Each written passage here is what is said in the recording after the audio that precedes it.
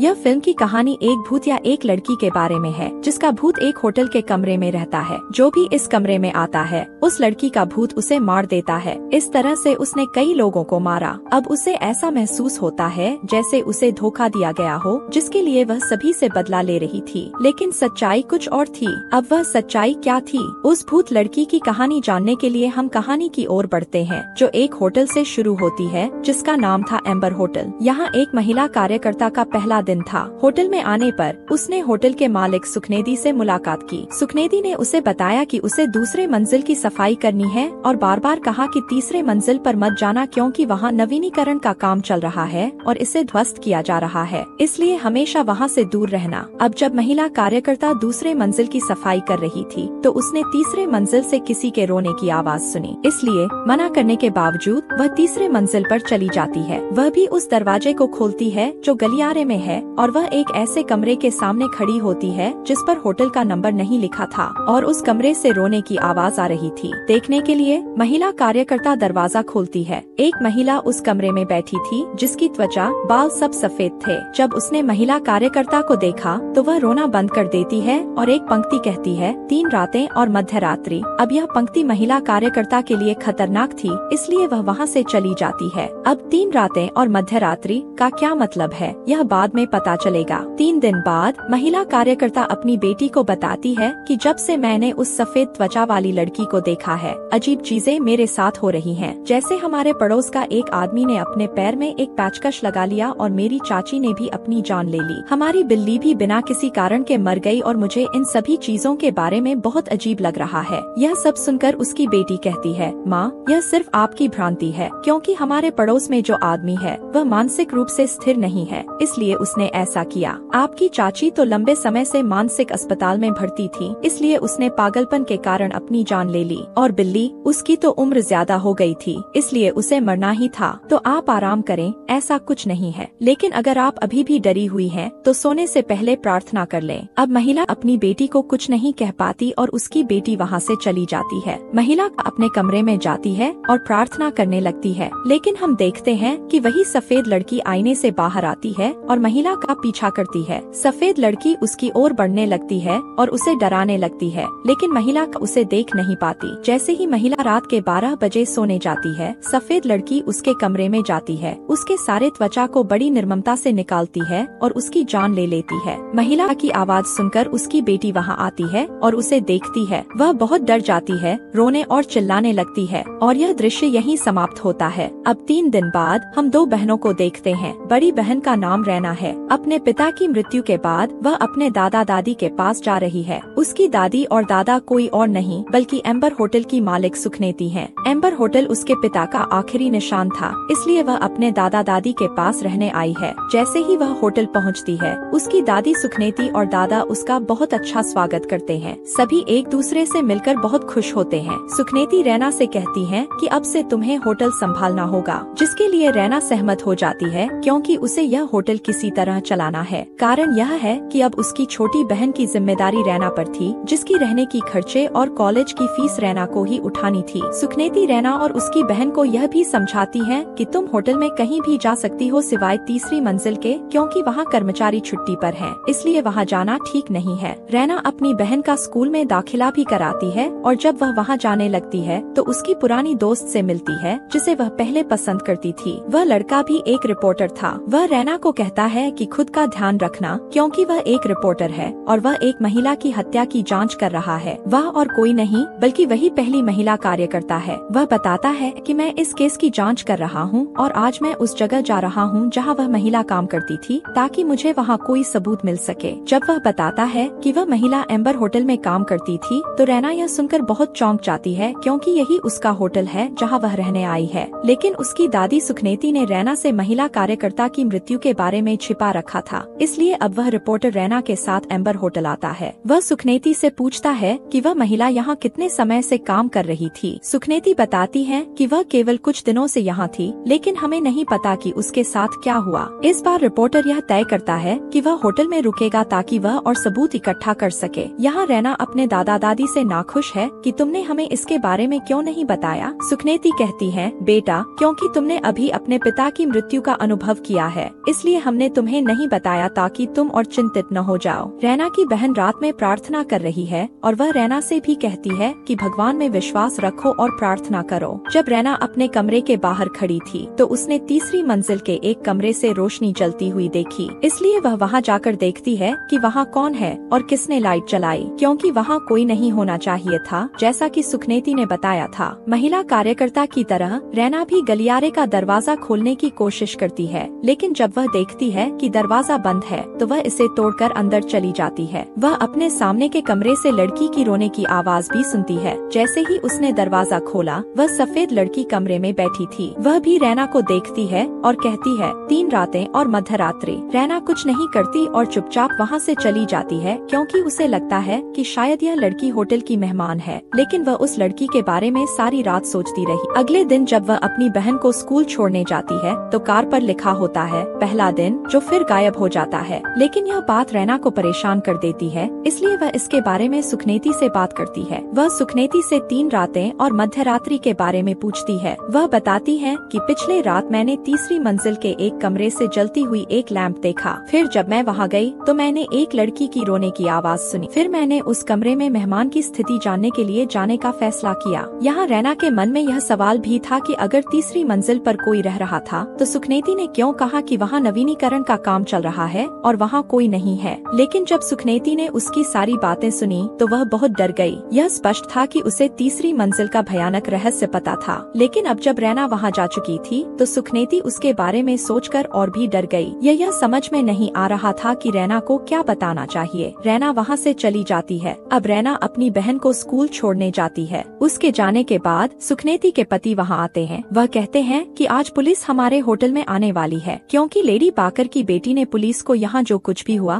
उसके बारे में सब कुछ बता दिया है, इसलिए पुलिस आकर जांच करना चाहती है। यह सुनकर सुखनेती दुखी होकर कहती है कि अब कुछ नहीं किया जा सकता, क्योंकि रैना भी तीसरी मंजिल पर गई है और उसने उस कमरे को खोल दिया है। यह सुनकर उसके पति भी बहुत डर जाते हैं। दोनों सोच में पड़ जाते हैं कि अब हम क्या करें। लेडी पाकर की मृत्यु की खबर हर जगह फैल चुकी थी। पुलिस भी यहाँ जांच करने आई थी और जब सभी मेहमान इस बारे में जान जाते हैं तो वे वहाँ से जाने लगते हैं। वहाँ एक रिपोर्टर भी था जो सब कुछ की जांच कर रहा था। फिर भी रैना वहाँ आती है। अब एक फोन की घंटी बजती है जिसे रैना उठाती है। उसे बताया जाता है कि उस कमरे में तौलिया भेजना है, तो अब रैना तौलिया देने जाती है। उसने देखा कि कमरे में कोई नहीं है, लेकिन अब बाथरूम से रोने की आवाज आ रही है। जब वह बाथरूम की जांच करने गई तो वहाँ कोई नहीं था। अब कमरे के फोन की घंटी फिर से बजती है, जिसे रैना फिर से उठाती है। कोई कह रहा था कि अगर वह बाथरूम में नहीं है और कमरे में नहीं है तो सोचो वह कमरे में कहाँ छिपी होगी। यह सुनकर रैना बहुत डर जाती है। वह जल्दी से रिसेप्शन को फोन करती है और पूछती है कि उस कमरे में कौन ठहरा हुआ है। फिर उसे पता चलता है कि उस कमरे में कोई नहीं है। वह कमरे की जांच करती है और देखती है कि वही लड़की पर्दों के पीछे चल रही है। उसे देखकर वह लड़की अब कालीन के नीचे आ जाती है और तेजी से रैना की ओर बढ़ने लगती है। रैना उसे देख चुकी थी। वह एक सफेद बालों वाली लड़की थी जिसकी आंखें लाल थीं और वह बहुत सोई हुई लग रही थी। उसे देखकर रैना बहुत डर गई। वह जल्दी से कमरे से बाहर निकल जाती है। फिर रिपोर्टर भी वहाँ आ जाता है जो रैना से सवाल पूछता है। रैना उसे बताती है कि अभी उसके साथ क्या हुआ। जब रिपोर्टर होटल के अंदर गया तो सब कुछ वैसा ही था, यानी वहाँ सब कुछ सामान्य था। वहाँ ऐसा कुछ नहीं था जो रैना बता रही थी। अब रैना के साथ जो हुआ यह सुनकर होटल का सारा स्टाफ भी अपनी नौकरी छोड़कर वहाँ से चला जाता है। अब बेबस सुखनेती और उसके पति को रैना और रिपोर्टर को सब कुछ बताना पड़ता है। वे कहते हैं 6 साल पहले जब हमारी आर्थिक स्थिति अच्छी नहीं थी तब तुम्हारे पिता यानी हमारे बेटे ने हमें बताया कि उन्होंने यह होटल खरीदा है, तो अगर हम चाहें तो हम यहाँ रह सकते हैं और जो पैसा हमें यहाँ से मिलेगा उससे हम अपने खर्चे निकाल सकते हैं। लेकिन जब हम इस होटल में आए तो इसकी स्थिति बिल्कुल ठीक नहीं थी, इसलिए हमने पूरे होटल का नवीनीकरण करवाया। और जब एक कर्मचारी तीसरी मंजिल पर काम कर रहा था तो उसने भी बिना नंबर वाले कमरे में लड़की की रोने की आवाज सुनी। फिर उसने भी दरवाजा खोलकर चेक किया और अंदर उसे भी वही सफेद लड़की मिली, जिसे देखकर उसने भी कहा 3 रातें और मध्य रात्रि। इसके बाद उस कर्मचारी के साथ 2 से 3 दिन अजीब होता रहा और फिर तीसरे दिन मध्य रात्रि को यानी 12 बजे उसकी मृत्यु हो गई। तब वह 3 रातें और मध्य रात्रि का मतलब बताता है। वह कहता है कि इसका मतलब है कि जिस किसी को उस लड़की ने यह कहा उसके साथ पहले 2 से 3 दिन अजीब होगा और फिर तीसरी रात को यानी 12 बजे उसकी बुरी तरह से मौत हो जाएगी। इससे यह स्पष्ट है कि वह सफेद लड़की जरूर लोगों को मार रही है, जैसे कि उस कर्मचारी के साथ हुआ। उसने 12 बजे दीवार पर सिर मारकर अपनी सिर को बुरी तरह से शरीर से अलग कर लिया। आगे वह कहता है कि उस कर्मचारी की मृत्यु के बाद हमने होटल में एक तांत्रिक को बुलाया जो भूत और आत्माओं को भगाने का काम करता है। जहाँ तांत्रिक भी इतना डरा हुआ था कि वह उस कमरे में जाने की हिम्मत नहीं कर पाया। इसलिए तांत्रिक ने हमें बताया कि हमें हमेशा इस कमरे को बंद रखना चाहिए ताकि कोई भी उस सफेद लड़की के भूत को देख या सुन न सके और कोई यहाँ आकर उस लड़की को न मार सके। लड़की का भूत यहाँ फंसा हुआ था क्योंकि यह उसकी कमरा था जो पहले से ही उसकी थी, जिसका मतलब था कि उसे वहाँ से हटाना असंभव था और यही कारण था कि उन्होंने पूरे तीसरी मंजिल को बंद रखा था। वहाँ जाना मना था। लेकिन जैसे ही उस महिला कर्मचारी ने कमरे का दरवाजा खोला, यह सब शुरू हो गया। यह सब सुनकर रैना और रिपोर्टर बहुत चिंतित हो जाते हैं। लेकिन यहाँ रैना अपनी चिंता के बजाय अपनी बहन के लिए चिंतित हो जाती है और कहती है, मैं उसकी चिंता कर रही हूँ। हमें किसी भी तरह से उसे उस कमरे में जाने से रोकना है। उसे वहाँ नहीं जाना चाहिए।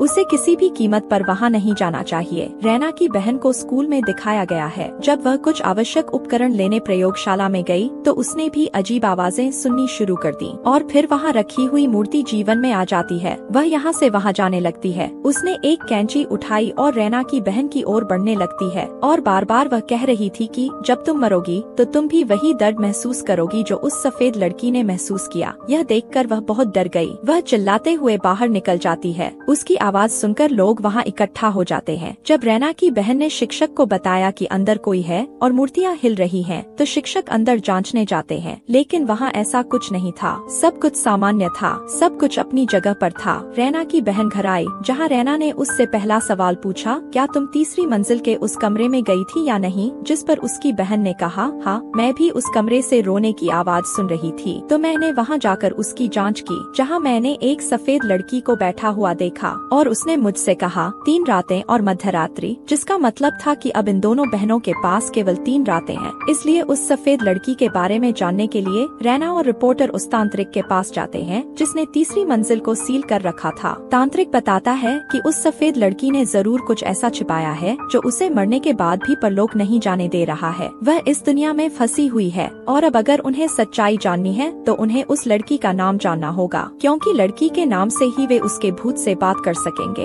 अब रैना और रिपोर्टर उस लड़की के नाम के बारे में एक साथ सोचने लगते हैं। उसे याद आता है कि उसके पिता ने कहा था कि उसके दिल में कई रहस्य हैं जो वह अपनी उपन्यास में लिखता है। इसलिए रैना सबको अपने पिता की उपन्यास पढ़ने देती है, क्योंकि वह यकीन कर रही थी कि कहीं न कहीं उसके उपन्यास में पिता ने उस सफेद लड़की या इस होटल के अतीत के बारे में लिखा होगा। लेकिन किसी को भी उपन्यास में कुछ नहीं मिलता, जिसके कारण रैना बहुत निराश हो जाती है। अब वह अकेले उस कमरे की ओर जाने लगती है ताकि वह जांच सके, क्योंकि उसे यकीन था कि वहाँ कुछ होना चाहिए। जैसे ही वह बाहर आती है, रिपोर्टर और उसकी बहन भी वहाँ आ जाते हैं, जो रैना को अंदर जाने से रोकते हैं, क्योंकि उसके जीवन को अंदर खतरा हो सकता है। तब रैना उनसे कहती है, देखो, अगर हम कुछ नहीं करते हैं तो तीसरी रात के मध्यरात्रि पर हमें वैसे भी मरना है, लेकिन अगर हम कोशिश करें तो कौन जाने, हम बच जाएंगे। इसी कारण रैना और उसकी बहन अंदर जाती हैं, जबकि रिपोर्टर बाहर खड़ा होता है, क्योंकि वह अभी तक अंदर नहीं गया था, इसलिए उस पर 3 रातें और मध्यरात्रि का श्राप नहीं काम कर सकता था।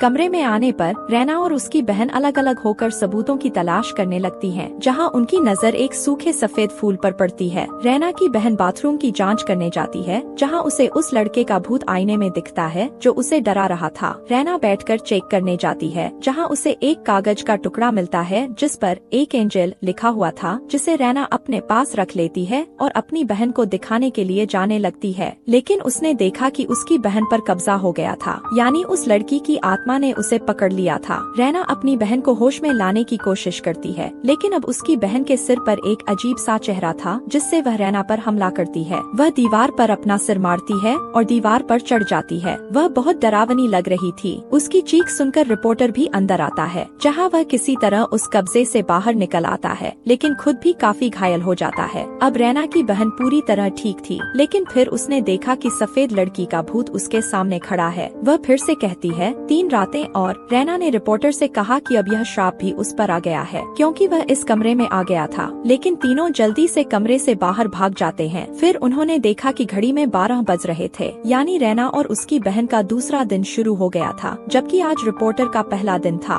इस कारण तीनों अपने जीवन को लेकर चिंतित हो गए। रैना रिपोर्टर को बताती है कि उसे लगता है कि यह कमरा उस लड़की का था, यानी वह यहाँ रहती थी। शायद उसके पिता ने उसे यहाँ रहने दिया था। तभी रैना ने रिपोर्टर और अपने दादा दादी को वह कागज का टुकड़ा दिखाया। इसे देखकर सुकनीति और उसके पति भी ऐसे ही कागज के टुकड़े लाते हैं जो उन्हें होटल के हर कमरे के बेड के नीचे मिले थे। हर टुकड़े पर एक ही शब्द लिखा था, यानी यह एक पत्र था जिसे किसी ने टुकड़ों में काटकर होटल के हर कमरे में रखा था। यह सब कुछ एक खेल की तरह था, जैसे एक पहेली। जब उन्होंने उसे जोड़ना शुरू किया तो एक लड़की का नाम लिखा था, जो निश्चित रूप से उस सफेद लड़की का नाम था, जैस्मिन। और यह पत्र जैस्मिन ने रैना के पिता के लिए लिखा था। पत्र में लिखा था कि मैंने रैना के पिता से पहली बार जंगल में पाइन के पेड़ के पास मिला और वह समय मेरे लिए सबसे अच्छा समय था, क्योंकि उसके बाद मुझे रैना के पिता के साथ बहुत अच्छा समय मिला और मैं हमेशा उसी जंगल में पाइन के पेड़ों के पास उनके साथ रहना चाहती। यह साफ हुआ कि जैस्मिन एंजेल भी रैना के पिता से बात कर रही थी। अब इससे लोगों को समझ में आया कि अगर हम पाइन के पेड़ों के पास के जंगल में जाते हैं तो हमें वहाँ से कोई सुराग मिल सकता है। इसलिए रैना और रिपोर्टर अब आसपास के जंगल में पाइन के पेड़ खोजने निकलते हैं। जल्दी ही उन्होंने वह जगह भी ढूंढ ली, क्योंकि पाइन के पेड़ों के साथ बहुत सारे सफेद फूल भी खिले थे और यह वही जगह थी जहाँ रैना के पिता और जैस्मिन मिलते थे। रैना यहाँ आकर और भी बातें याद करने लगती है। पत्र के अनुसार वे उत्तर की ओर बढ़ते हैं। वे एक नदी के पास पहुँचते हैं, जहाँ उन्होंने देखा कि एक नाविक नदी के बीच में बैठा है। नाविक ने उन्हें आते देखा और उनसे पूछा कि उन सफेद फूलों की असली उत्पत्ति कहाँ है, क्योंकि यह संभव है कि जैस्मिन उसी जगह से हो। तब नाविक ने कहा कि उन फूलों की उत्पत्ति हमारे गांव में है। हमारे गांव का नाम सफेद फूल गांव है। यह सुनकर रैना और रिपोर्टर थोड़े खुश हो जाते हैं, क्योंकि उन्हें लगता है कि शायद वे सच्चाई के बहुत करीब हैं। इसलिए नाविक उनकी मदद करने का अनुरोध करता है। नाविक उनकी मदद करता है और उन्हें मुखिया के घर लेकर जाता है। जब रैना और रिपोर्टर मुखिया से बात करना शुरू करते हैं तो वह उन्हें होटल में हुई मौतों के बारे में बताता है। लेकिन जैसे ही वह सफेद लड़की जैस्मिन का वर्णन करता है, यानी उसकी पूरी त्वचा सफेद है, उसकी आंखें लाल हैं, मुखिया यह सुनकर बहुत डर जाता है और वह वहाँ से कहता है कि मैं इसके बारे में बात नहीं करना चाहता, क्योंकि मुझे इसके बारे में कुछ नहीं पता। अब बाहर बारिश हो रही थी और ये लोग नदी पार नहीं कर पा रहे थे, इसलिए नाविक उन्हें बताता है कि रात के लिए आप मेरे घर पर रह सकते हैं। अंदर आने के बाद रैना बहुत उदास हो जाती है, क्योंकि उसे यहाँ कोई सबूत नहीं मिलता और अब उनके पास केवल एक दिन का समय बचा है। यहाँ रैना रिपोर्टर को बताती है कि जब मेरी माँ बीमार पड़ी और मेरे पिता को कैंसर हुआ तो मैंने बहुत प्रार्थना की, लेकिन फिर भी भगवान ने मेरी नहीं सुनी, मुझे मेरी माता पिता से छीन लिया। लेकिन सब कुछ भुलाकर जब मैं यहाँ रहने आई तो मुझे यहाँ भी वही सब कुछ देखना पड़ा। वह कहती है कि मुझे समझ नहीं आता कि भगवान मेरे साथ क्या कर रहा है। तब रिपोर्टर उसे समझाता है कि देखो, अगर आज तुम्हारे साथ बुरी चीजें हो रही हैं, तो इसका मतलब है कि भगवान तुम्हें आने वाले बुरे समय के लिए तैयार कर रहा है, ताकि अगर तुम कभी भी आने वाले समय में किसी मुसीबत में फंसो तो तुम हार न मानो, बल्कि भगवान से प्रार्थना करो, भगवान पर विश्वास रखो। अब वह यह भी बताती है कि उसने मुखिया और उसकी पत्नी के बीच लड़ाई सुनी थी, जिससे रिपोर्टर को संदेह होता है कि मुखिया की पत्नी निश्चित रूप से कुछ जानती है और वह इसे छिपा रही है, क्योंकि जब वे पहले बात कर रहे थे उसने देखा कि मुखिया की पत्नी चुपचाप उनकी बातें सुन रही थी। इसलिए वे चुपके से मुखिया के घर में प्रवेश करते हैं और वहाँ उन्हें सफेद लड़की जैस्मिन की एक पेंटिंग दिखाई देती है। फिर मुखिया की पत्नी उन्हें बताती है कि वास्तव में यह लड़की उनकी बेटी है। अब वे नाविक और मुखिया की पत्नी से सब कुछ बताने के लिए कहते हैं। फिर नाविक उन्हें बताता है कि सफेद लड़की का असली नाम मेनार्ड है, जो मुखिया के घर में मध्यरात्रि को पैदा हुई थी, लेकिन उसे एक ऐसी बीमारी थी जिसके कारण उसका पूरा शरीर सफेद था, यहाँ तक कि उसके बाल और उसकी त्वचा भी। इसलिए उसका नाम उन सफेद फूलों के नाम पर रखा गया जो इस गांव का नाम बने। मेनार्ड की उपस्थिति के कारण सभी उसे परेशान करते थे, बच्चे उसे तंग करते थे और अक्सर वह कहा करती थी कि वह इंसान नहीं बल्कि एक शैतान है। सभी लोग उसे मारते थे, उसे कमरे में बंद कर देते थे। उसकी वजह से गांव में उसकी इज्जत कम होती जा रही थी। इसी कारण मेनार्ड अकेले रहने लगी। वह अपने मन में खेल बनाती थी, वह अपने साथ खेलती और नाचती थी। लेकिन जब 20 साल बीत गए तो वह अपने घर से भाग गई और कोई नहीं जानता कि वह कहाँ भागी है। यह सच्चाई जानने के बाद रैना और रिपोर्टर होटल लौटते हैं और अब जब उन्हें मेनार्ड का असली नाम पता चल गया तो वे होटल में शमन को बुलाते हैं, जहाँ शमन उसका नाम लेकर उसकी आत्मा से बात करता है और उसे बताता है कि जब मेनार्ड अपने घर से भागी थी तो वह उसी जंगल में गई थी जहाँ वह पहली बार रैना के पिता से मिली थी, जहाँ रैना के पिता ने न केवल उसकी जान बचाई बल्कि उसे अपने होटल में रहने के लिए भी एक कमरा दिया। उसने मेनार्ड को अपनी माँ के सभी गहने भी दिए, क्योंकि रैना के पिता के पास अपने माता पिता की यादों के अलावा और कोई नहीं था। और अब क्योंकि वह मेनार्ड को अपनी सबसे करीबी व्यक्ति मानते थे, इसलिए उन्होंने यह सब उसे दे दिया, जिससे मेनार्ड को बहुत अच्छा लगा, क्योंकि पहली बार कोई उसके चेहरे को देखे बिना उसके करीब आया था। अब दोनों इस होटल में रहने लगे। जैसे ही उन्होंने एक दूसरे को देखा, वे प्यार में पड़ गए, क्योंकि रैना के पिता ने कभी उसे यह महसूस नहीं होने दिया कि वह बाकी लोगों से अलग है, जिसकी वजह से वह खुद भूल गई थी कि मैं दूसरों से अलग हूँ। लेकिन फिर रैना के पिता व्यापार के लिए जकार्ता चले गए और मेनार्ड, जो उनके पीछे थी, उनके लौटने का इंतजार करती रही। यहाँ उसने रैना के पिता के लिए वह पत्र का खेल बनाया, यानी पजल गेम। इस पत्र के कई टुकड़े काटकर उसने इसे हर कमरे के बिस्तर के नीचे रख दिया। लेकिन कई दिन बीत गए और रैना के पिता नहीं लौटे, इसलिए मेनार्ड खुद जकार्ता गई और अपने पिता को खोजने लगी। लेकिन वहाँ मेनार्ड ने रैना के पिता को किसी और के साथ देखा, यानी वह सगाई कर चुके थे और वह लड़की उनके बच्चे की माँ बनने वाली थी। इससे उसे समझ में आया कि रैना के पिता ने उसे धोखा दिया। इस कारण उस गरीब लड़की का दिल टूट गया। जब वह होटल लौटी तो उसने एक चाकू से अपने शरीर की सारी खाल निकाल दी, क्योंकि इस तरह से उसका दिल तोड़कर रैना के पिता ने उसे यह एहसास करवा दिया कि वह सच में बाकी लोगों से अलग है। वह किसी के लायक नहीं है और कोई भी उसे स्वीकार नहीं कर सकता। वह हमेशा अकेली रहेगी, केवल अपनी बदसूरत शक्ल के कारण। इसलिए उसने 3 दिनों तक अपने शरीर से अपनी खाल को अलग किया। फिर जैसे ही तीसरी रात को मध्यरात्रि आई, वह दर्द में मर गई। यह सुनकर रैना और रिपोर्टर बहुत दुखी और डरे हुए थे। रैना ने शमन से पूछा कि हम इसे कैसे ठीक कर सकते हैं, जिस पर शमन ने कहा कि अब आपको मेनार्ड का टूटा हुआ दिल जोड़ना होगा, यानी उन्हें किसी न किसी तरह से मेनार्ड की मृत शरीर को ढूंढना होगा, जिसमें उन्हें मेनार्ड की मृत शरीर को किसी ऐसी चीज के साथ जोड़ना होगा जो जीवित होने का काम करे और मेनार्ड उन्हें माफ कर दे। लेकिन जब उन्होंने शमन से पूछा कि हम यह काम कैसे करेंगे, तभी मेनार्ड की आत्मा ने शमन पर हमला कर दिया। उसने उसके गले को पकड़ लिया और उसे बुरी तरह से उसके शरीर से अलग कर दिया और उसे मार दिया। दृश्य बहुत डरावना था और अब उसकी असली रूप देखकर रैना और रिपोर्टर भी बहुत डर गए। रैना भी बहुत तनाव में थी, क्योंकि उसके पास सब कुछ ठीक करने का बहुत कम समय था। तभी रैना की नजर नीचे पड़ी और उसने अपने पिता की चीजों की ओर देखा। वहाँ एक किताब थी जिस पर लिखा था व्हाइट एज जैस्मिन, यानी उसके पिता ने इस किताब में मेनार्ड के बारे में लिखा था। किताब पढ़ने पर उसे पता चला कि असल में रैना का पिता मेनार्ड से मिलने नहीं गया था। दरअसल वह मेनार्ड को शादी के लिए प्रपोज करने गया था। वह उसके लिए एक सफेद फूल की अंगूठी बनवाने गया था, ताकि जब वह वापस आए तो उसे सरप्राइज दे सके और बता सके कि वह उससे कितना प्यार करता है और फिर वे शादी कर सकें। लेकिन जब वह अंगूठी खरीदने के बाद दुकान से बाहर निकल रही थी तो एक कार से उसका एक्सीडेंट हो गया।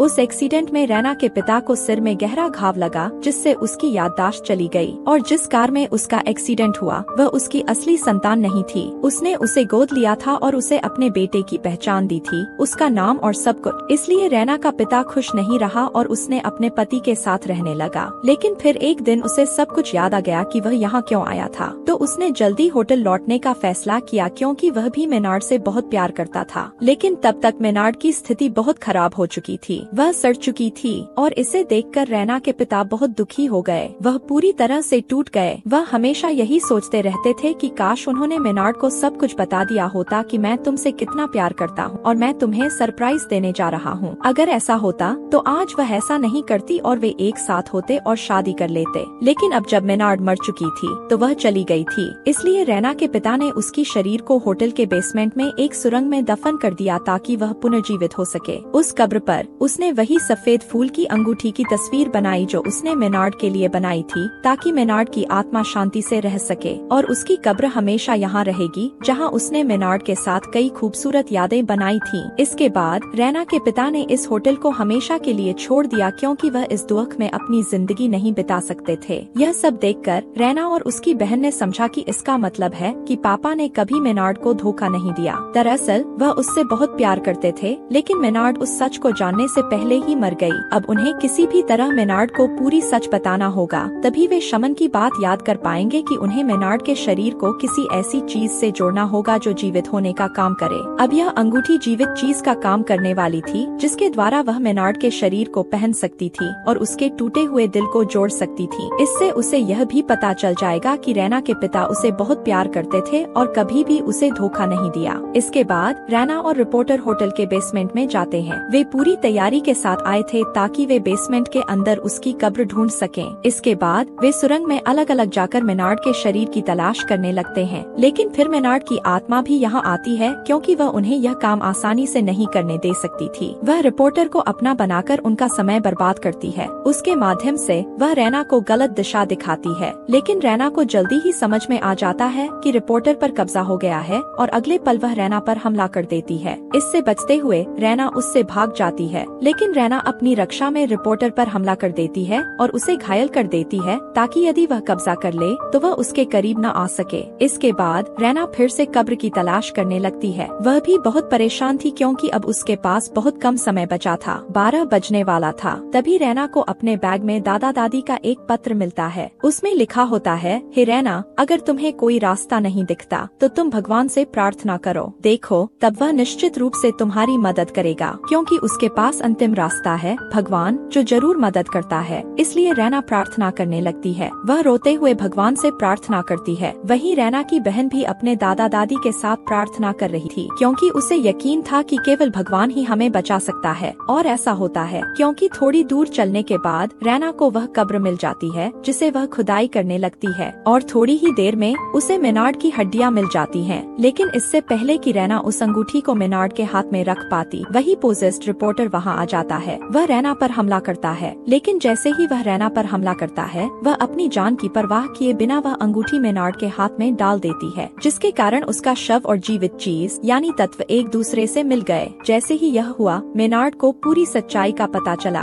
उसकी आत्मा को शांति मिली और अब वह वहाँ से चली जाती है। कुछ समय बाद रैना और रिपोर्टर सुरंग से बाहर आते हैं, जहाँ वे सभी एक दूसरे से मिलते हैं और भावुक होकर रोने लगते हैं, क्योंकि उन्हें लगता है कि हम सभी अंततः एक साथ आ गए हैं। फिर रिपोर्टर रैना से बात करने आता है। वह कहता है कि मैं अभी भी तुमसे प्यार करता हूँ और केवल तुम्हारे साथ रहना चाहता हूँ। रैना भी इसे स्वीकार करती है और हाँ कहती है। रिपोर्टर अब भी उस होटल में था और वह रैना से फोन पर बात कर रहा था कि कल हम अपनी शादी के बारे में चर्चा करेंगे। जैसे ही रिपोर्टर ने फोन बंद किया, हम देखते हैं कि एक बार फिर मेनार्ड की आत्मा दर्पण से बाहर आती है। इस समय रिपोर्टर की 3 रातें पूरी हो चुकी थी और यह मध्य रात्रि का समय था, इसलिए मेनार्ड अपने पूरे शरीर से अपनी सारी त्वचा निकाल लेती है और बड़े दर्द के साथ अपनी जान ले लेती है। फिर एक दिन जब रैना उसे नींद से जगाने आती है तो उसे रिपोर्टर की हालत देखकर बहुत डर लगती है। वह बहुत दुखी होती है और रोने लगती है। वह बहुत चिंतित थी क्योंकि उसे ऐसा महसूस हो रहा था कि हमने सब कुछ ठीक कर लिया है और मेनार्ड चली गई है, लेकिन वास्तव में ऐसा कुछ नहीं होता। इसके बाद रैना और उसकी बहन होटल को हमेशा के लिए छोड़ देती हैं। पुलिस ने भी इस होटल को पूरी तरह से सील कर दिया था क्योंकि यहाँ इतने सारे मौतें हुई थीं। अब 2 पुलिसकर्मी तीसरी मंजिल की जांच करने आए। वे उसी मेनार्ड के कमरे में जाते हैं जहाँ मेनार्ड बैठी हुई थी। जैसे ही वह उन्हें देखती है वह कहती है, 3 रातें और मध्य रात्रि यानी वही मृत्यु रेखा। इस स्थिति का मतलब था कि होटल में यह सब फिर से शुरू होने वाला था। मेनार्ड इस होटल के कमरे में हमेशा के लिए रहने वाली थी और वह ऐसे ही लोगों को मारती रहेगी जो यहाँ आएंगे। यह चीज बहुत खतरनाक थी। इस भयानक अंत के साथ यह फिल्म यहाँ समाप्त होती है।